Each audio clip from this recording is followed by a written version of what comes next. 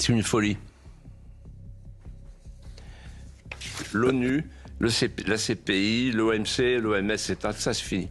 Elles ne sont plus obéies, elles ne sont plus écoutées. Si tu es européen, ce qui arrive en ce moment devrait t'inquiéter beaucoup plus que la guerre en Ukraine. Parce que pendant que tu regardes ailleurs, les règles du monde sont en train d'être réécrites. Nous vivons la fin d'un monde, pas dans 10 ans, pas dans 5 ans, maintenant.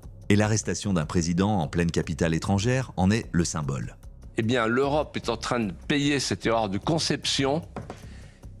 Elle est balayée, soufflée par l'histoire.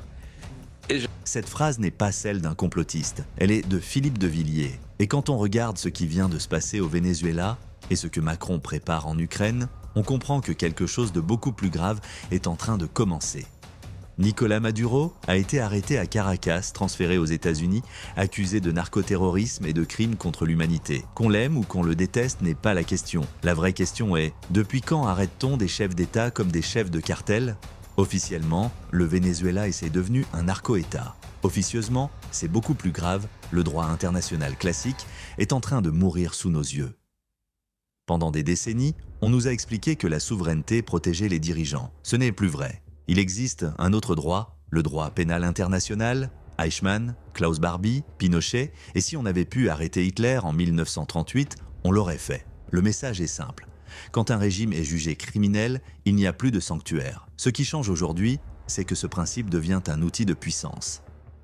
Souvenez-vous de 1989, la chute du mur, Fukuyama, la fin de l'histoire. On nous promettait le commerce mondial, le multiculturalisme, le multilatéralisme. Résultat, ça a tenu 30 ans. Aujourd'hui, nous entrons dans un autre monde. Philippe de Villiers, cette année 2026 a commencé avec une intervention qui fera date dans l'histoire. L'histoire avec un grand H, celle de l'arrestation éclair de Nicolás Maduro par l'armée américaine à Caracas, au Venezuela, suivi de son transfert aux États-Unis. Et cette image de Nicolás Maduro dans un convoi américain, un convoi militaire, fait le tour du monde, bien évidemment. La question qu'on peut se poser, puisqu'il sera jugé aux États-Unis pour narcoterrorisme et crimes contre l'humanité, est-ce que l'Amérique de Donald Trump, Philippe de Villiers, a eu raison d'interpeller Nicolás Maduro? Oui.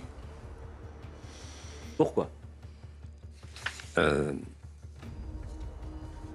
Elisabeth Burgos, qui est une historienne vénézuélienne, qui a été, je crois, l'épouse de Régis Debray, qui était un homme d'une grande puissance intellectuelle. Elle a écrit un papier dans le Figaro que j'ai trouvé excellent, en disant, ben voilà, on parle de souveraineté. C'est quoi la souveraineté? C'est la souveraineté du peuple. Là, on est devant un gouvernement Maduro qui n'est pas un gouvernement légal. Tout est truqué. Ce sont des imposteurs. Ce sont des mercenaires qui ont mis en coupe réglé un narco-État.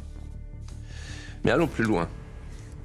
Ceux qui parlent du droit international ne connaissent pas le droit international, pour beaucoup d'entre eux, les hommes politiques français. Pourquoi? Parce que dans le droit international, il y a deux registres. Il y a le registre interétatique. On n'est pas dans ce cas-là. Il y a un deuxième registre. C'est le registre du droit pénal international. Le droit pénal international, c'est quand on est en face d'un crime international, à portée internationale. Et dans ce cas-là, pardon du mot un peu complexe, il y a l'irrélévance de la qualité officielle. C'est-à-dire que la fonction de celui qui est poursuivi ou mis en accusation, ciblé, n'est pas une fonction protectrice. C'est la jurisprudence de Nuremberg, en fait. On peut prendre des exemples, vous les connaissez. Alors, en 1960, la doctrine, enfin, l'affaire Eichmann, quand Eichmann est extrait d'Argentine pour être soumis à un juge, personne ne dit rien. C'est la jurisprudence Nuremberg. Quand Klaus Barbie est extrait de Bolivie, personne ne dit rien. Quand Pinochet est extrait de Londres pour être jugé, personne ne dit rien. Et je vais plus loin. Si on avait pu kidnapper Hitler en 1938, ça aurait été une bonne chose, non? Ah, c'est illégal au regard du droit international, d'accord, mais quand il s'agit d'une guerre préventive et d'une guerre de légitime défense, et pourquoi je vous dis ça? Parce que dans le même temps, là, vous avez vu ce qui s'est passé à Marseille avec la boutique Orange, là. Vous avez vu? Bon, on parle du narcotrafic en France. Tous les hommes politiques disent, oh là là, narcotrafic, comment on va s'en sortir, etc. Mais là, on a affaire à un narcotrafiquant de haut vol. Non pas que le Venezuela soit une terre de fabrication de cocaïne, mais c'est par la côte vénézuélienne que tout part pour l'Europe, pour arriver au port du Havre, au port de Rotterdam, au port d'Anvers. Donc tous ceux qui sont contre le narcotrafic devraient se réjouir qu'il y ait au moins un État qui dise « ça suffit le narcotrafic ». Et il faut couper la source. Voilà. Et donc c'est la raison pour laquelle je pense que cette opération est légitime. Pardonnez-moi, mais il me vient quelque chose à l'esprit. Quand je vois les hommes politiques français qui disent la charte des Nations Unies, il faut, pour le Venezuela, pour l'Ukraine, pour le Groenland, respecter la charte des Nations Unies, c'est-à-dire, il détaille, c'est-à-dire la souveraineté, l'intégrité territoriale et l'inviolabilité des frontières. C'est formidable parce qu'on appelle à faire pour les autres ce qu'on est incapable de faire pour soi-même. La souveraineté, on l'a transférée, on le voit avec le Mercosur. L'intégrité territoriale, on l'a vidée d'elle-même, on l'a vidée de sa substance économique, industrielle, agricole. Et quant à l'inviolabilité des frontières, on accepte l'immigration invasive tous les jours. Il n'y a plus de frontières. Donc c'est extraordinaire de voir les hommes politiques qui réclament pour les autres ce qu'ils se savent incapables de faire pour eux-mêmes. Et pensez-vous qu'avec cette affaire, nous sommes à la veille ou au moment d'un point de bascule de la grande histoire? Oui, je pense que le coup de main de Caracas est un coup d'accélérateur. Mais c'était commencé avant. Mais on ne l'avait pas vu. En fait, il y a eu deux temps successifs dans l'histoire des relations internationales, du droit international et de l'équilibre des nations. Je me souviens très bien, le 9 novembre 1989, en regardant Rostropovitch qui jouait du violoncelle, et je voyais les hommes politiques émus qui accouraient et qui répétaient « Nous allons toucher les dividendes de la paix ». Un nouvel ordre mondial se met en place. C'est la paix perpétuelle par le doux commerce. Il se précipitait sur Fukuyama, c'est la fin de l'histoire. En fait, il pensait que la paix perpétuelle allait s'établir sur 3 éléments. D'abord, le libre-échangisme avec les chaînes de valeur globale qui allaient créer des liens inextricables interdisant la guerre. Ensuite, le multiculturalisme qui allait créer un monde unifié, interculturel, multiculturel, chassant les identités récalcitrantes et les rendant inutiles.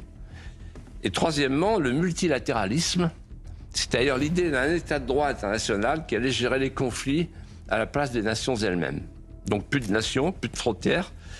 En fait, un monde unifié, les continents unifiés par l'échange généralisé.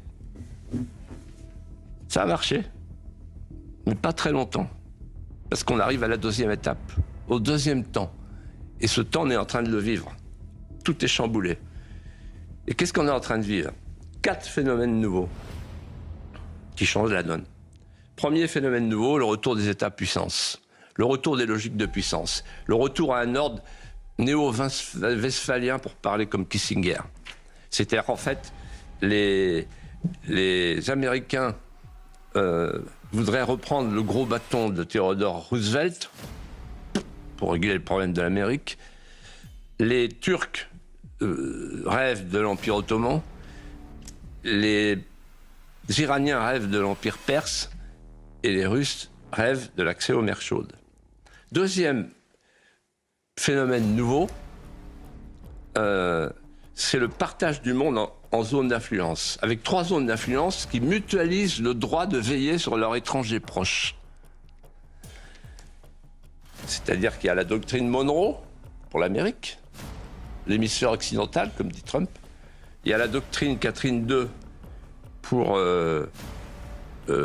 Poutine, qui a ses mérites, puisque la Crimée était russe, du temps de Catherine II. Et puis il y a, pour la Chine, Taïwan, avec évidemment le risque de calfeutrer les semi-conducteurs, dont l'Occident a un grand besoin.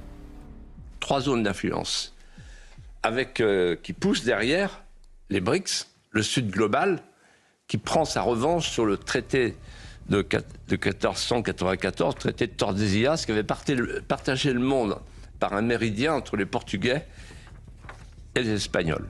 Donc c'est la grande revanche du Sud global qui aspire à un nouvel ordre mondial post-occidental. Troisième phénomène nouveau, d'une importance incroyable, c'est l'effondrement du système institutionnel. L'ONU. 4 phénomènes changent de tout, le retour des États-puissances. Les États-Unis, la Russie, la Chine, la Turquie, l'Iran pensent en empire, plus en morale. 2, le partage du monde en zones d'influence. Amérique, Eurasie, Chine. Et derrière eux, le Sud global. 3, l'effondrement des institutions internationales. ONU, OMS, OMC, CPI.